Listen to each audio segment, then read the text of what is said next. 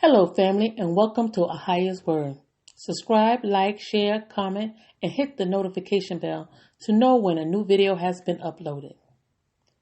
Continue. Turn to AHAYAH, Part 2. To my Hebrew brothers and sisters and strangers in our gates, I deliver this message out of love. Look to AHAYAH, seek his face, and turn from your wicked ways, so you can walk in your greatness and all that AHAYAH has created you to be. The reason why I said this because the United Kingdom of Yasharel, Yasharel, or you could say Jerusalem or Israel, because we've been split up. And even though we split up in the northern and southern kingdom, regardless, AHAYAH has and is judging his people as a nation. We must come together as one. Read it in Jeremiah chapter 18. AHAYAH says he's going to judge us, the nation of Yasharel, because we have disobeyed him and broken our covenant with him. But AHAYAH also applies that very same judgment for sin upon any and all nations. That means no one, whether you his inherited people or not, no one escaping judgment. How did it all start? King Solomon, foreign wives. In 1 Kings chapter 11, verses 1 to 13. But King Solomon loved many strange women, together with daughter of Pharaoh, women of Moabites, Amorites, Edomites, Zidonians, Hittites, and of nations, concerning which AHAYAH said unto the children of Israel, Ye should not go into them, neither shall they come in unto you, for surely they will turn away your heart after their gods.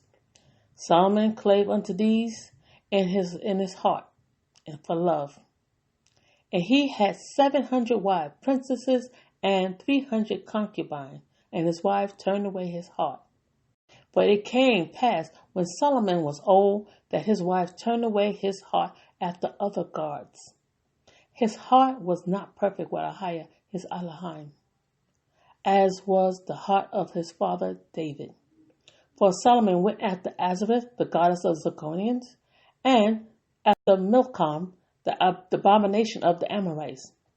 Solomon did evil in the sight of AHAYAH, and went not fully after AHAYAH, as did David his father.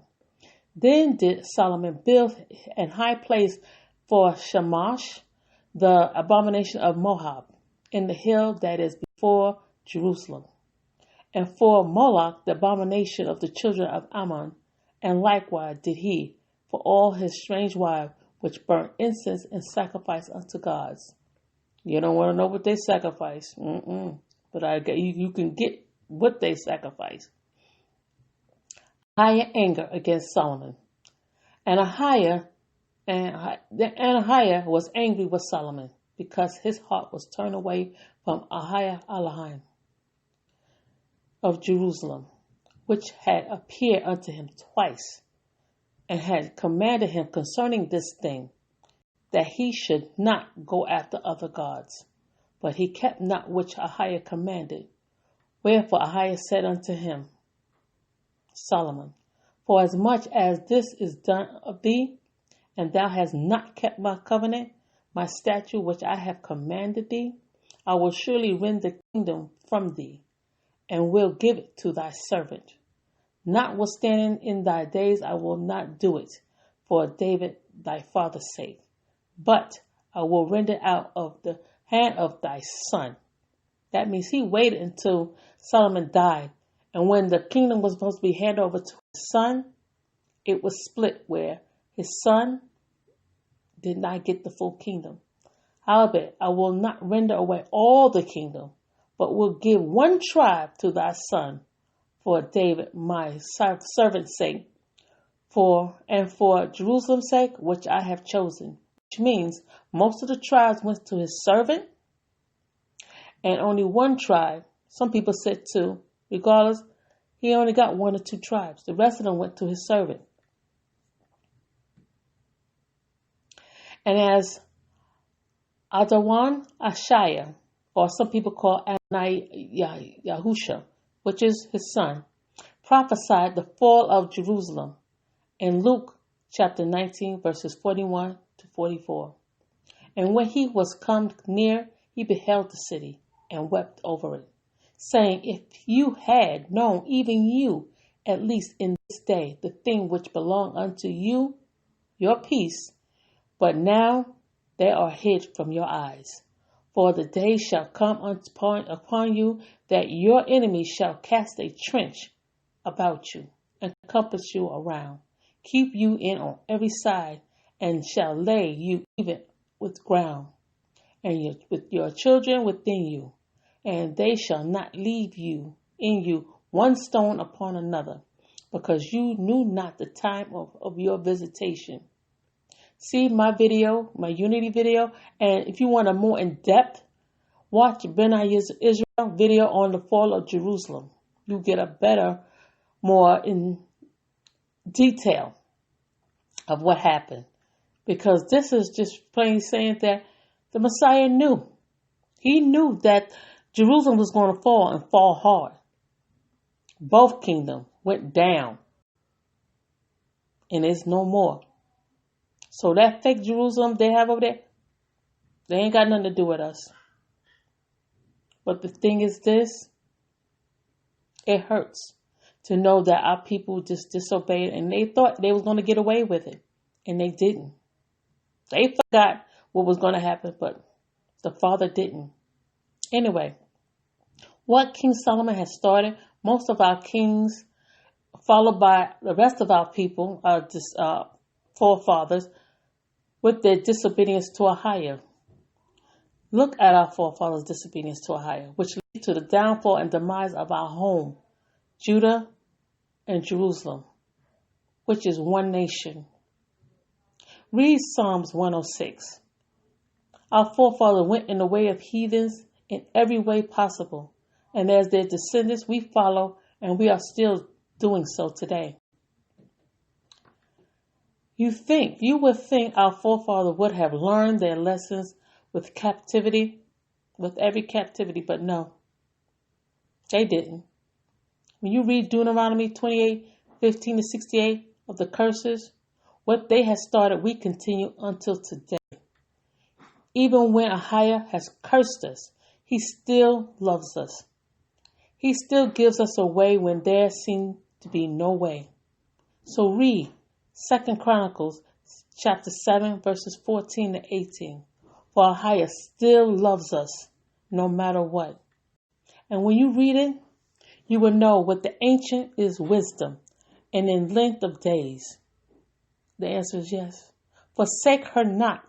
Forsake wisdom not. That's right. Talking about wisdom. Forsake her not. And she shall guard you. Love her. And she shall keep you. Wisdom is the principal thing. Therefore get wisdom. With all your getting, get understanding. The fear of Ahayah is the beginning of knowledge. But fools despise wisdom and instruction. Because when you have wisdom, it is the key to knowledge that leads to understanding, which is to know that when you love Ahayah means you fear Ahayah. And because you fear Ahayah, you know that because of Ahayah, anything is possible. And that's the truth. So let's call his name, humble ourselves and pray and seek his face and turn from our wicked ways. Then will Ahayah hear from heaven and he will forgive our sin and heal our land. And the spirit of Ahayah shall rest upon him, the spirit of wisdom and understanding, the spirit of counsel and might, the spirit of knowledge and the fear of Ahayah is which we need. When your heart isn't into things that you used to do or you thought were okay, you get scared, and that's understandable. But what do? You must seek Ahayah. Ask him the questions that no man either don't have the answers or won't give them to you. Let me give you an example. Why is my people in the situation they're in? He will answer you. The answer will amaze you, but you will know because it will make sense. For Ahayah isn't the author of confusion. Read 1 Corinthians 14, verse 13. Now, faith is confidence in what we hope for and assurance about what we do not see. And now these three remain: faith, hope, and love, but the greatest of these is love.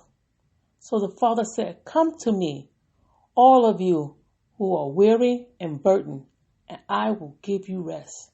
Don't you get tired of being stressed out and frustrated and confused and lied to? Come to him. He will give you rest. For love is patient, it is kind, it does not envy, it does not boast, it is not proud, it is not rude, it is not self-seeking, it is not easily angered, and it keeps no records of wrongs. Love is not delight in evil, but rejoices with the truth. It also protects, always trusts, always hope, always persevere. Love never fails. Read in 1 Corinthians chapter 13, verses 4 to 8. But where there is prophecy, there will cease. Where there are tongues, they shall be still. Where there is knowledge, it will pass away. So read it. Read it with the Father's understanding, so you will know how much He really loves you.